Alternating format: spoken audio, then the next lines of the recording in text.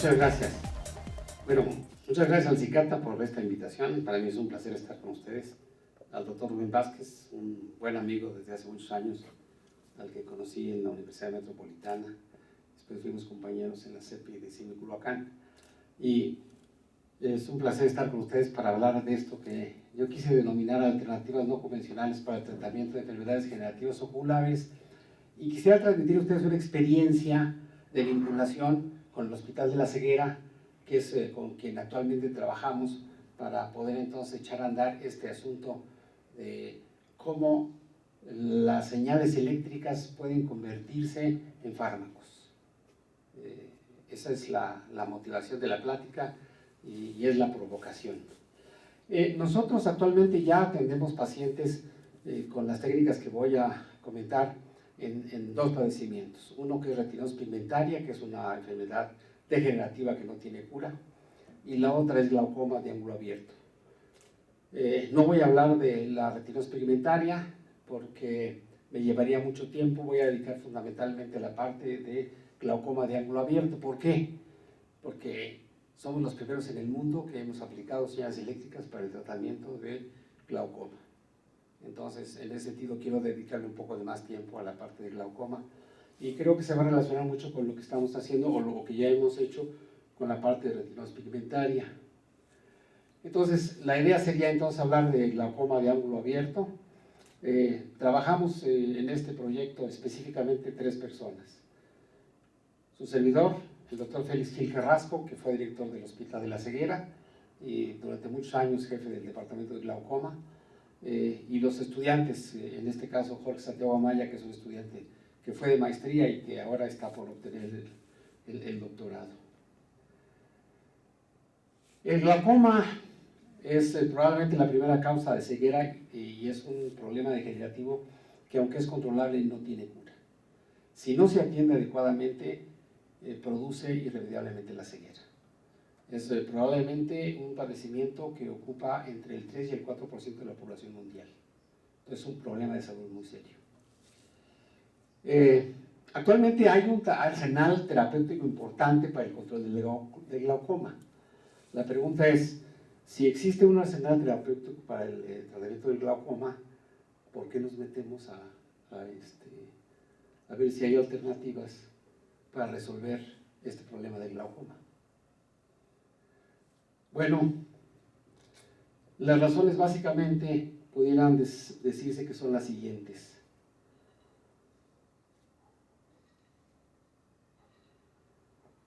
Los pacientes se quejan y dicen esto: oiga doctor, antes me molestaban los ojos y ahora siento más molestias. No me voy a poner las gotas porque estoy harto de las gotas, me producen ojo seco. Estoy realmente confundido, me sabe la boca mal y tengo una serie de problemas serios. Uno de ellos es el ojo seco. Y el otro, que probablemente sea el más delicado, es, parece ser que en el caso de glaucoma, como en otros padecimientos, el organismo está empezando a causar resistencia a los medicamentos. Me fui de sabático hace 4 años al Hospital de la Ceguera. Yo ya colaboraba con ellos hace 10 años y cuando me fui a trabajar con ellos, entonces se plantearon algunos problemas como estos que estoy mencionando. Busquemos qué alternativas podemos utilizar en el entendimiento de que cuando me fui de sabático había ocurrido un hecho fortuito que fue muy afortunado. Los pacientes que atendíamos con este procedimiento en retinosis pigmentaria y que algunos de ellos tenían problemas de descontrol en la presión intraocular, encontrábamos que después de la aplicación del procedimiento que voy a mostrar, que es estimulación eléctrica en córnea, empezaron a bajar los niveles de la presión intraocular. Entonces el objeto de la visita sabática al Hospital de la Ceguera fue decir, pues qué demonios está pasando, ¿no? Es decir, todo el proyecto había estado hecho para personas con retinosis pigmentaria, basado en estudios que se habían realizado en Japón y en Alemania, y ahora encontrábamos que a algunos de estos pacientes les bajaba la presión intraocular y no sabíamos por qué, pero había un hecho que estaba ocurriendo, de manera tal que, como les he comentado, yo trabajé con ellos desde hace más o menos 10 años, pero hace cerca de 4 años que me fui a hacer el sabático, se planteaba la interrogante, ¿qué está pasando con aquellos pacientes que les aplicamos este procedimiento y les baja la presión intraocular? No existía un solo reporte en la literatura mundial que hablara de aplicación de señales eléctricas en el globo ocular aplicadas en glaucoma. Éramos los primeros que por accidente lo habíamos hecho. Entonces, en ese momento, lo que hicimos es, con base en esta información que estaba publicada, que era un artículo que habíamos publicado nosotros ya sobre los efectos de la estimulación eléctrica transcorneal en retinosis pigmentaria. Tenemos aplicando en retinosis pigmentaria más o menos unos 8 años, con 2 protocolos. Uno con los que iniciamos aplicando señales eléctricas sobre la córnea y después migramos el procedimiento para hacerlo menos agresivo, para aplicar señales eléctricas sobre el párpado. En aquellas épocas sabíamos que esto funcionaba porque un colega japonés, Morimoto, había venido a México y lo había empezado a hacer en el Hospital de la Ceguera. Sin embargo, no había seguimiento para esto porque llegaba una semana con sus ingenieros y se iba. Fue cuando se me propuso a mí que empezáramos con este proyecto y lo hicimos, pero no sabíamos por qué a las personas se les mejoraba en el caso de la retinosis pigmentaria. Hoy, después de 8 años de investigación en ese campo, podemos decir que no curamos la retinosis pigmentaria, pero la podemos detener, que es un avance enorme, porque la retinosis pigmentaria es un problema degenerativo que causa irremediablemente la ceguera. Tenemos hipótesis de por qué está pasando esto. Y entonces el área de trabajo que tenemos es justamente ahora revisar a partir de lo que ya comenté, pues qué demonios estaba pasando con la baja de la presión intraocular. Hace 4 años, cuando yo me fui a trabajar al Hospital de la Ceguera, pues yo no sabía nada de glaucoma. Y entonces lo que se me planteó en ese momento es, pues vamos a estudiar qué es lo que está pasando. Y esa fue la tarea que nos ha llevado los últimos 4 años. Y el primer problema que se me presentó, yo no soy médico, yo soy ingeniero. Después hice un doctorado en ciencias y pues estaba trabajando en eso, ¿no? Mi área de trabajo es la microelectrónica, entonces pues yo no sabía nada de malla trabecular, que fue el problema que me planteó el oftalmólogo, el doctor Gil. Y me dijo, a mí se me hace que el problema está en la malla trabecular. Vamos a estudiar malla trabecular. ¿Qué es la malla trabecular? La malla trabecular es como si fuera una coladera.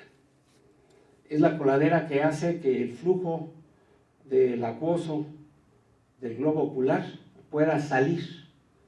Este flujo se recambia más o menos unas 20-25 veces el volumen del ojo diariamente. A aquellas personas que se les ocluye este conducto, entonces produce que crezca la presión intraocular, no produce dolor, no produce ninguna sensación, pero produce un efecto de presión contra la cabeza del nervio óptico. Y esto, entonces, produce falta de oxigenación y va produciendo muerte celular. De manera tal que con el transcurso del tiempo, hay veces que las personas se dan cuenta de que tienen un glaucoma avanzado cuando prácticamente han perdido la vista.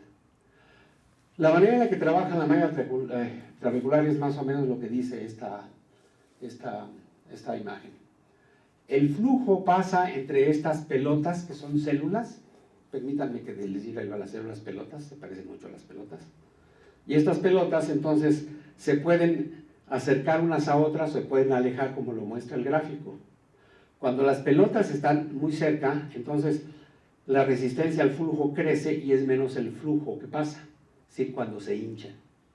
Cuando se deshinchan, los volúmenes bajan y entonces los espacios intercelulares, extracelulares mejor dicho, entre estas pelotas, crecen y entonces fluye el fluido. ¿Cuál es el problema del glaucoma? Cuando la célula pierde su capacidad de regresar a la homeostasis, es decir, a los niveles de volumen que deben de tener, en ese momento la resistencia al flujo crece, crece la presión y entonces pues hay que tratar al paciente con diferentes con diferentes medicamentos. Uno de ellos es buscar la desinflamación de la célula. Pero la pregunta es, ¿qué produce la inflamación de la célula?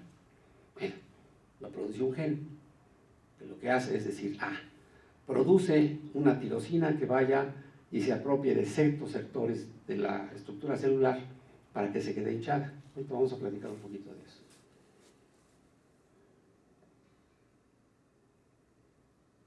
¿Estos mecanismos pueden disfuncionar? Sí, disfuncionan y disfuncionan mucho. Y parece ser que no únicamente en esto. ¿Qué es lo que realmente está pasando desde el punto de vista del modelo? La pelota de la izquierda representa la propuesta de Pardo y Stoff acerca de cuál es el mecanismo de control del flujo. A ver si lo puedo explicar. Para que la célula se hinche, un procedimiento es que se produzcan cantidades de calcio que crecen dentro de la célula. El calcio es un ion fundamental para poder producir señalización para muchísimas cosas. La malla molecular lo utiliza para poder crecer.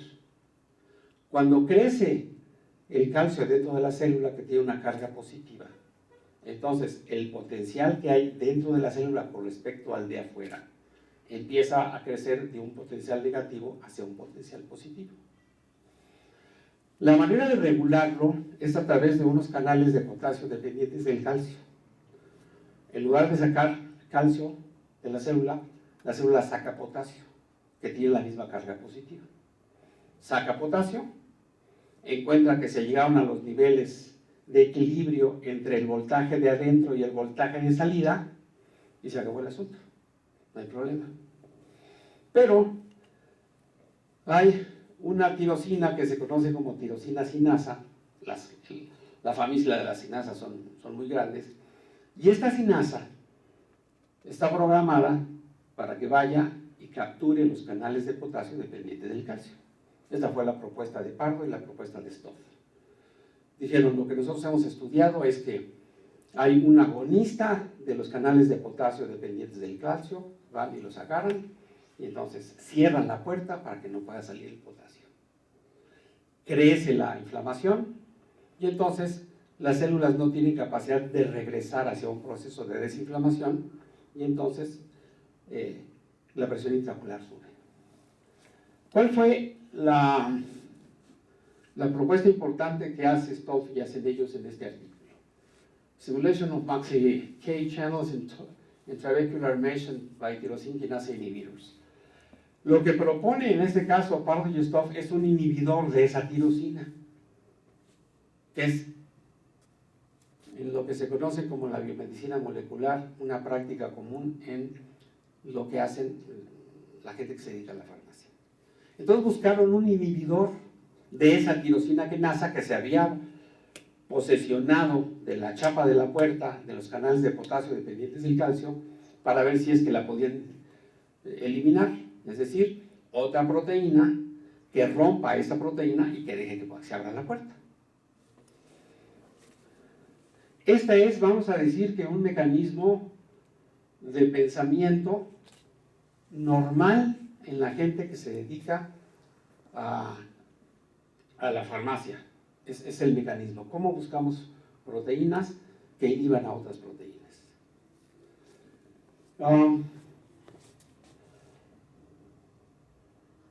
Entonces, la idea era dejar abiertos esos maxicanales. Las publicaciones que he mostrado lo logran.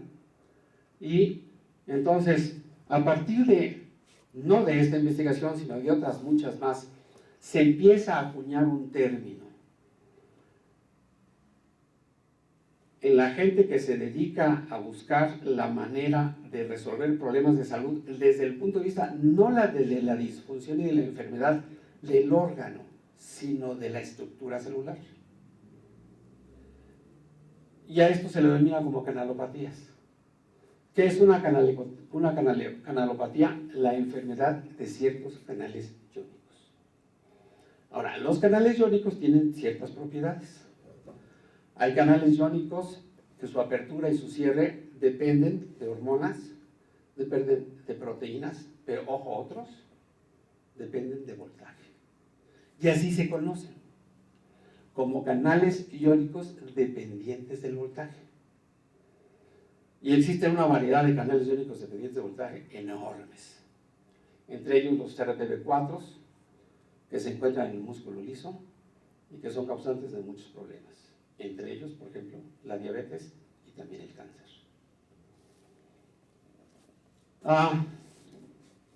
Entonces, la idea era estudiar desde el punto de vista eléctrico cuál es la salud y cuál es la enfermedad de estas células de la malla trabecular. Los estudios electrofisiológicos que nosotros accedimos y que los estuvimos estudiando muestran básicamente dos gráficas, la gráfica de la izquierda y la gráfica de la derecha. La gráfica de la izquierda y la gráfica de la derecha, marcadas en negro, muestran, en el caso de células sanas, cuál es la relación de voltaje corriente en la membrana celular para células de la malla trabecular sana a través de estudios de electrofisiología, que consisten en ir poniendo un voltaje que va de menos 80 o de 100 menos 100 milivolts, y cada 5 o 10 milivolts los va subiendo, y entonces miden cómo es la corriente que sale por ese canal iónico, que es, pues es un agujero, es un hoyo.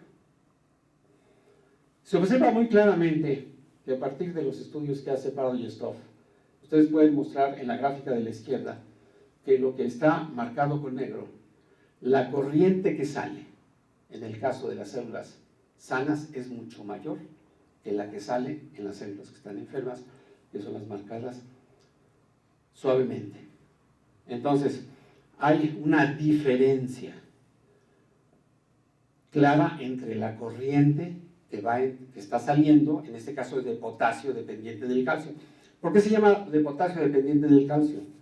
Porque es un sensor. Dependiendo de la cantidad de potasio que hay en el sistema, entonces yo saco calcio para poder equilibrar el potencial de membrana.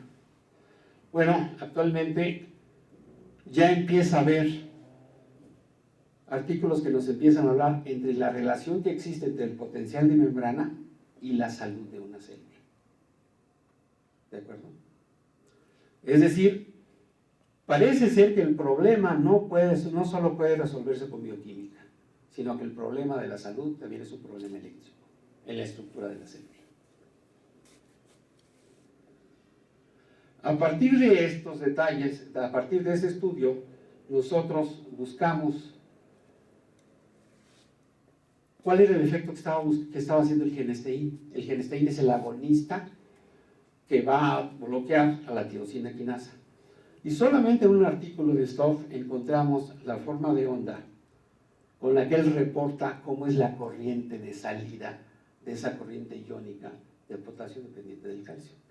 Si ustedes lo observan para diferentes dosis de genesteín, lo que observan es que esta corriente empieza a aumentar. Y que obviamente está muy relacionado con la gráfica que muestro anteriormente. Se requiere que salga mayor cantidad de potasio, es decir, que la corriente sea mayor.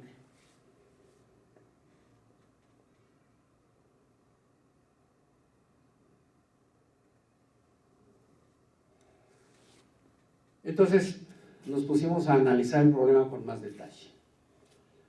La curva que estoy mostrando a la izquierda representa un ejemplo de cualquier potencial de membrana que puede considerarse formado de tres estructuras.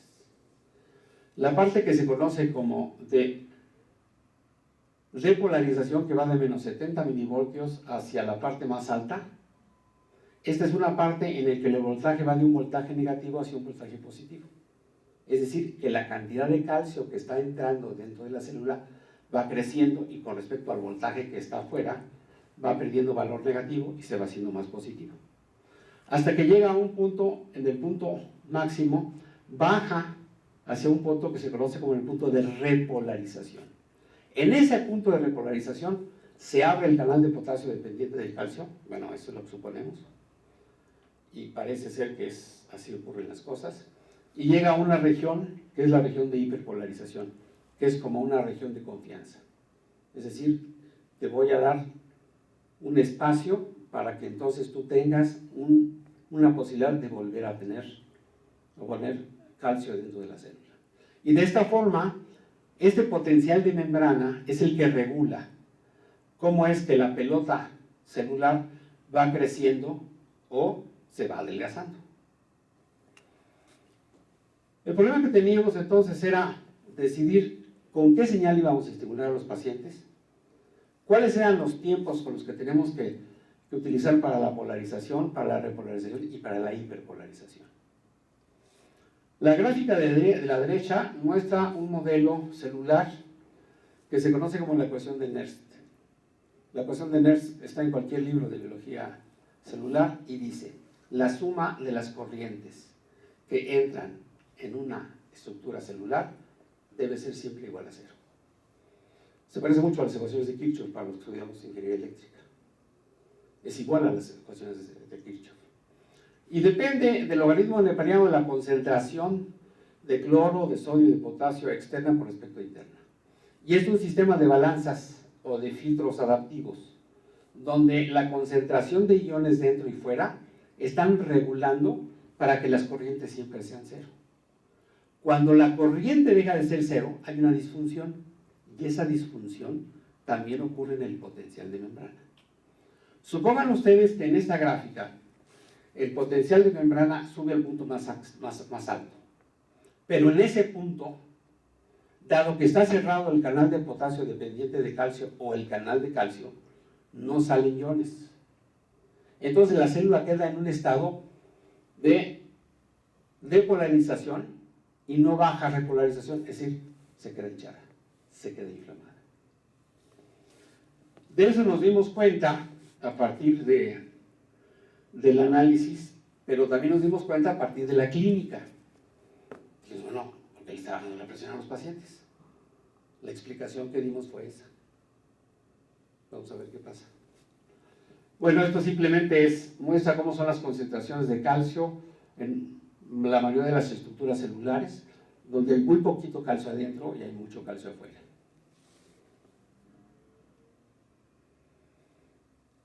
¿Cuál es el otro problema que teníamos? Las células tienen canales iónicos que pueden ser del orden de cientos, y cuando viene un padecimiento se pueden sobreexpresar los canales, que es lo que ocurre en el caso del cáncer. El cambio 11.1 puede expresarse hasta 400 canales más, y cada canal tiene una forma de onda diferente, lo cual es totalmente lógico, porque depende de las concentraciones de iones que están dentro y que están afuera, además de otros complejos procesos de señalización.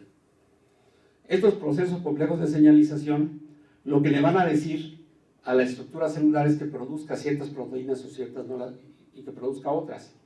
Las proteínas en su producción son los métodos de codificación para que ordenen la producción de proteínas que se pegan a otras, y a partir de esto se transmite información ya sea dentro de la célula, fuera de la célula o entre otras células.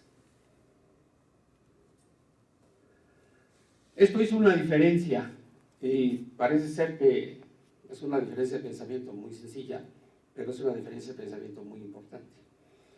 Los grupos que en el mundo existen para trabajar esto están en Estados Unidos, con los colegas que estamos mencionando. En México prácticamente somos solamente el grupo que yo conduzco en ESIME y que conduce el doctor Gil en el Hospital de la Ceguera. En Alemania está el doctor Schatz.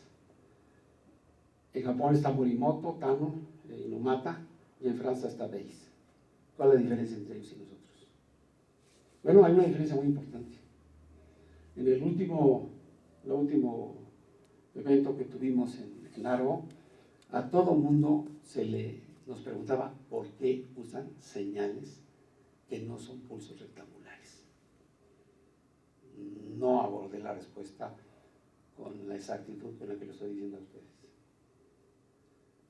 Ellos utilizan pulsos rectangulares, nosotros utilizamos pulsos específicos según el canal específico que queremos pues afectar o motivar. Esto planteaba un problema importante, donde tomamos un generador de funciones que nos genere el potencial de membrana que nos dé la gana. El problema no fue tan complicado. Nuestros estudiantes que son muy capaces lo hicieron simplemente con un filtro adaptivo, con un filtro FIR. Hoy podemos programar cualquier potencial que el fisiólogo o que el médico quiera. La gráfica de la izquierda lo que muestra es una serie de potenciales, una serie de deslizadores virtuales con los cuales ustedes pueden escoger el potencial que quieran. O le sacamos una fotografía al potencial de membrana y lo reproducimos. Simplemente es muestrar la señal y ponerla en una memoria, sacarla a través de un convertidor digital analógico, aplicar al paciente buscando que la corriente de salida sea una corriente la mínima posible. Esa fue parte de la tesis de maestría de un estudiante nuestro. Se hizo toda una estructura, poder darle los parámetros que se requerían, modificar los tiempos de subida, los tiempos de bajada, etcétera, etcétera.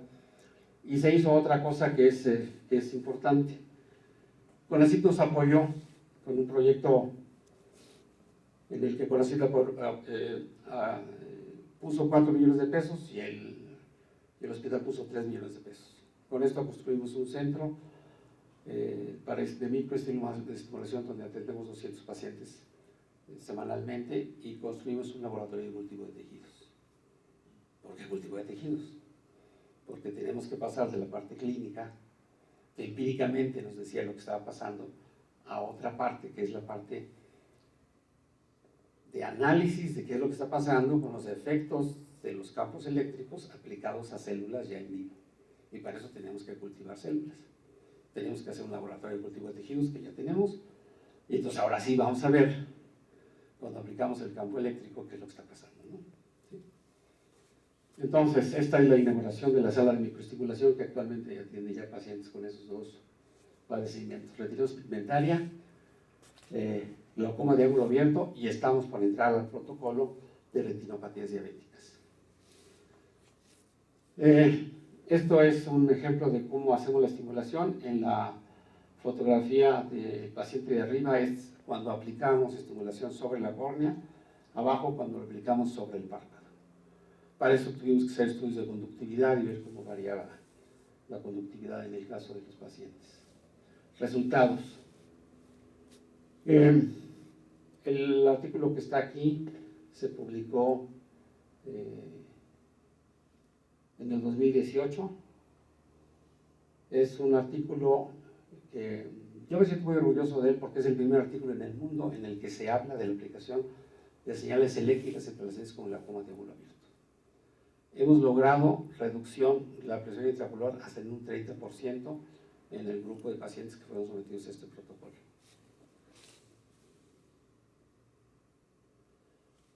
¿Qué es lo que hacemos con la tecnología? Bueno, tenemos de la primera a la quinta etapa de los estimuladores. Lo que hacen los estimuladores, esta fue la primera etapa de 2016 a 2014. Era todavía una parte muy inicial. El equipo que estamos usando actualmente en el hospital es el equipo de 2015, que es el que ustedes vieron conectados a los pacientes. El de 2017 tiene una diferencia importante con respecto al de 2015. El paciente se lo puede llevar a casa y lo puedo manipular desde mi computadora en mi oficina. Le apago el aparato,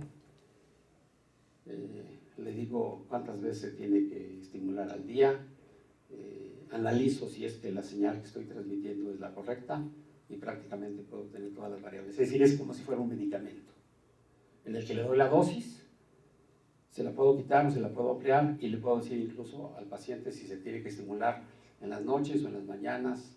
Tengo el control total del dispositivo. Este es un ejemplo del mecanismo que tenemos para controlarlo vía web y poder entonces manipular el estimulador como queramos. ¿Cuál es la quinta generación? El implante intraocular. Por eso es que yo tenía la urgente necesidad de proponerle al doctor Villa la creación del Centro de Nanociencias y Micro y Nanotecnologías, porque había que hacer MEMS. Bueno, ustedes tienen aquí el CIDETEC, que está aquí a la vuelta, que tienen un laboratorio espléndido para hacer MEMS. Con este entonces hicimos, no voy a hablar de este porque sería una conferencia prácticamente completa, una plática. Tiene una microantena, tiene un sensor de presión intraocular. La siguiente generación que en la que estamos trabajando es que este sensor tenga los electrodos para que sense la presión y además emite las señales para estimular eléctricamente al paciente.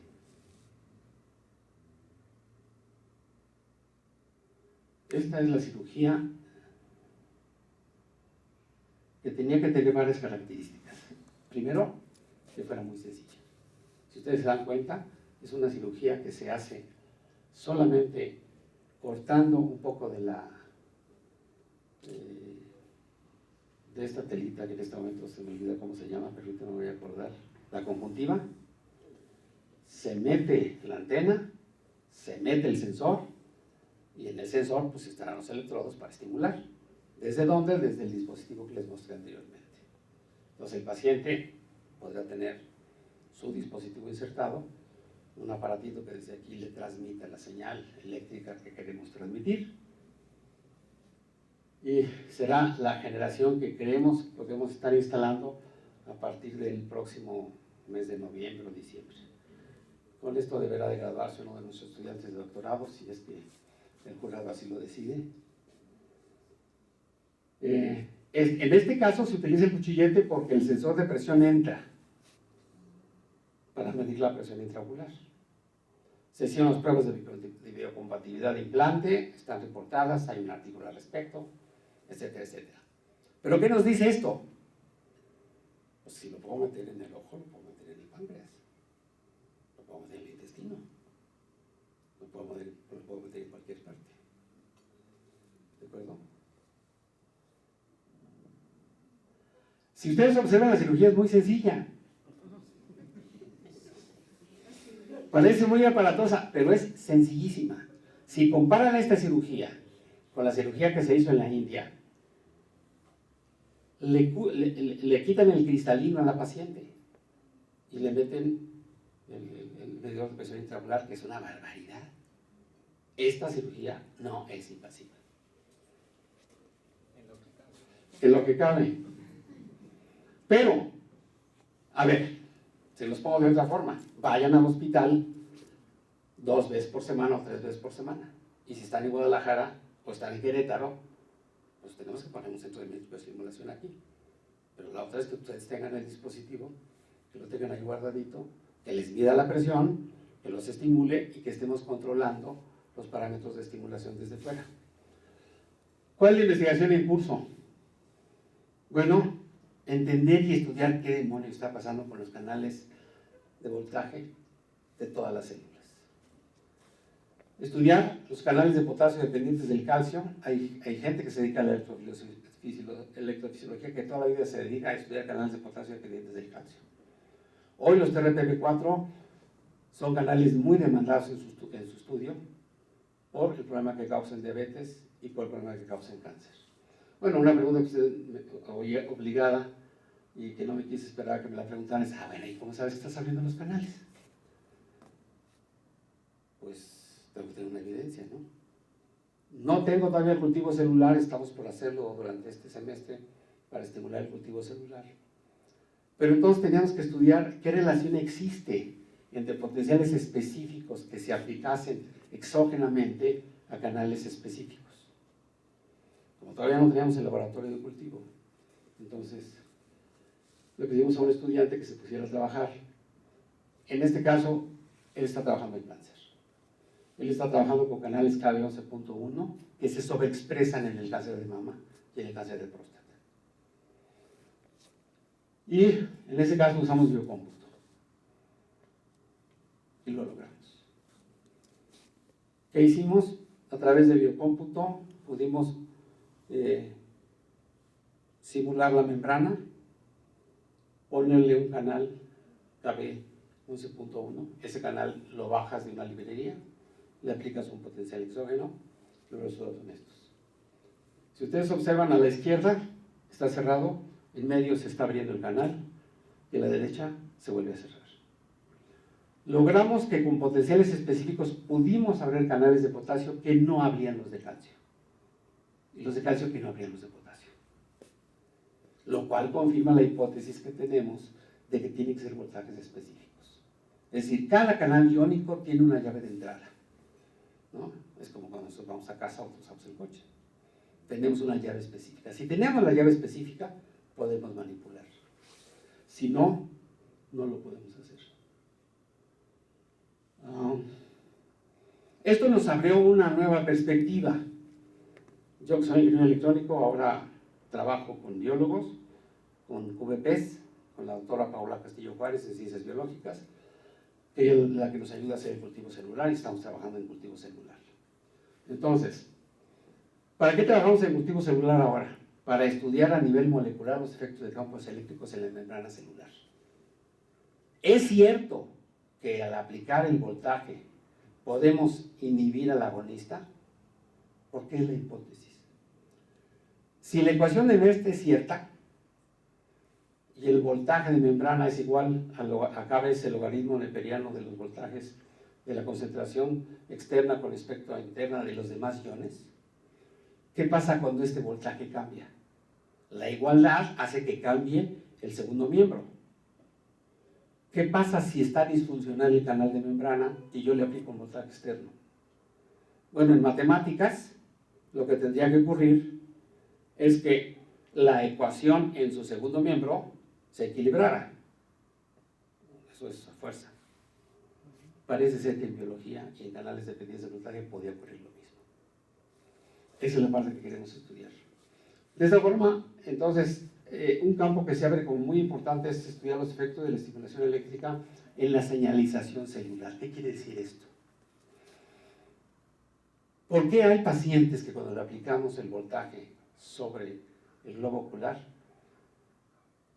se les regulariza la presión intraocular, los estimulamos durante 3 semanas, 4 semanas, un mes y se van? Regresan y vemos que el voltaje, vemos que la presión intraocular ha permanecido normalizada.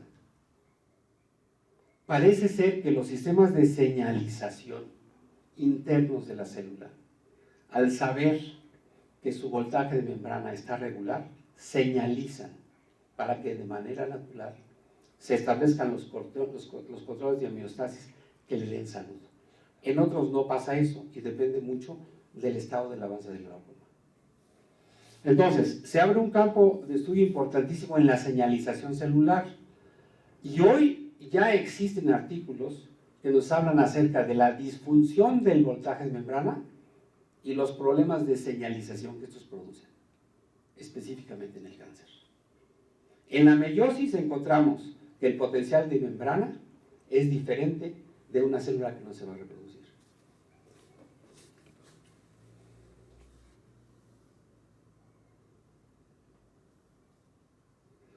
Claro, esto nos lleva a otro problema que estamos tratando de resolver. Toda la infraestructura que tenemos que utilizar para estar estimulando las células in situ y las células bajo cultivo celular. Otro problema que tenemos que resolver, y esto hace obligadamente estos proyectos de investigación como proyectos que son interdisciplinarios, y de los cuales ustedes son un ejemplo porque conviven diferentes disciplinas en el mismo centro. La necesidad de caracterizar los efectos de la estimulación eléctrica sabiendo qué es lo que pasa con las interleucinas, el IL-6 y el IL-8. Interleucinas inflamatorias, ¿qué les pasa cuando estimulamos? ¿Se reducen? ¿No se reducen? Viabilidad en apoptosis, capacidad de proliferación y obviamente, a partir de estudios de cultivo celular, ver qué es lo que está pasando con las concentraciones de sodio, calcio, potasio cuando estamos en estimulación eléctrica.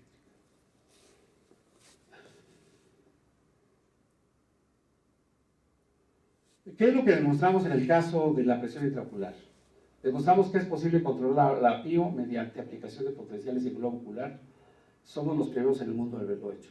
Al menos no existe artículo que yo conozca que reporte la aplicación de señales eléctricas en el caso de glaucoma.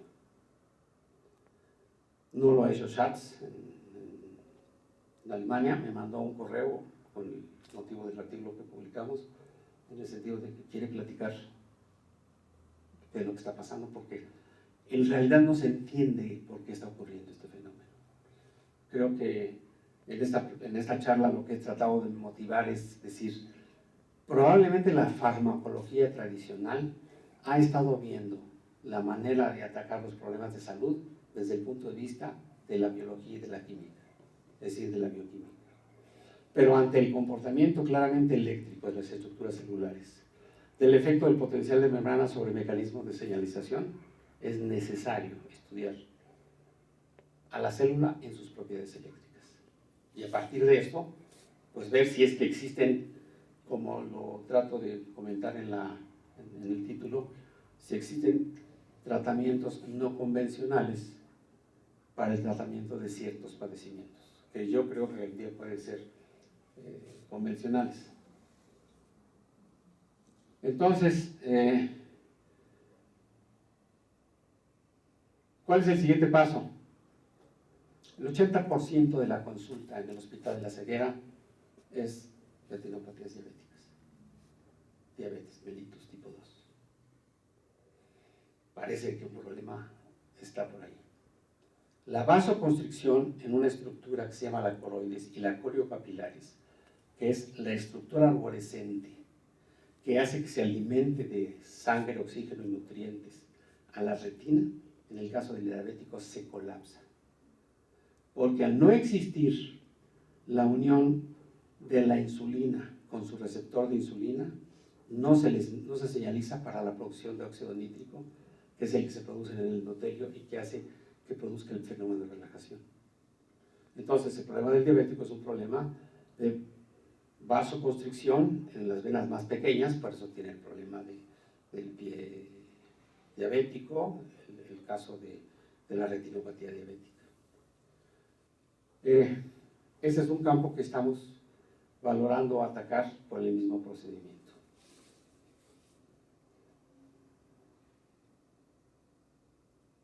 Pues esas son las conclusiones.